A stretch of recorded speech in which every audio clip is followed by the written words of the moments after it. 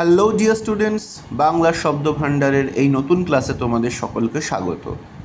চলো তাহলে শুরু করা যাক আজকের ক্লাস। প্রথম শব্দটা কি দেখতে পাচ্ছি আজকে আমরা? মাছ মানে মৎস্য, মাছ জলে থাকে। ঘোড়া অশ্ব, ঘোড়া দ্রুত দৌড়ায়। হাতি গজ, হাতি খুব শক্তিশালী প্রাণী। সাপ সর্প, সাপ দেখে সবাই ভয় পেল। পরের শব্দটা কি? কুকুর। আমরা রোজকার জীবনে দেখি, অনেকে হয়তো কুকুর পোষেও। কুকুরের কি বলেছে সমার্থক শব্দ? সারমেয়। কুকুর মানুষের বিশ্বস্ত বন্ধু। বিড়াল মার্জার, বিড়াল দুধ খেতে ভালোবাসে। কাপড় বস্ত্র, পরিষ্কার কাপড় পরা উচিত। এবার এইখানে দেখো, পরা বানানটা ভালো করে খেয়াল করো। বয়শূন্য র আছে। যখন জামা কাপড়, কোনো পোশাক আশাক, বস্ত্র এই ধরনের শব্দ থাকবে, তখন আমরা ব্যবহার করব বয়শূন্য র দিয়ে যে পরা, সেইটা ওটা পরিধান থেকে এসছে, পরিধান থেকে পরা। আর ছেলেটি বসে পড়ছে, মেয়েটি বসে পড়ছে, এরকম ধরনের ক্ষেত্রে আমরা ব্যবহার করব ডয়শূন্য র। আশা করি তোমরা আর গণ্ডগোল করবে না। আলো জ্যোতি, সূর্যের আলো পৃথিবীকে আলোকিত করে।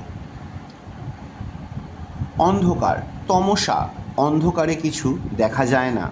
রাগ ক্রোধ, বেশি রাগ করা ভালো নয়।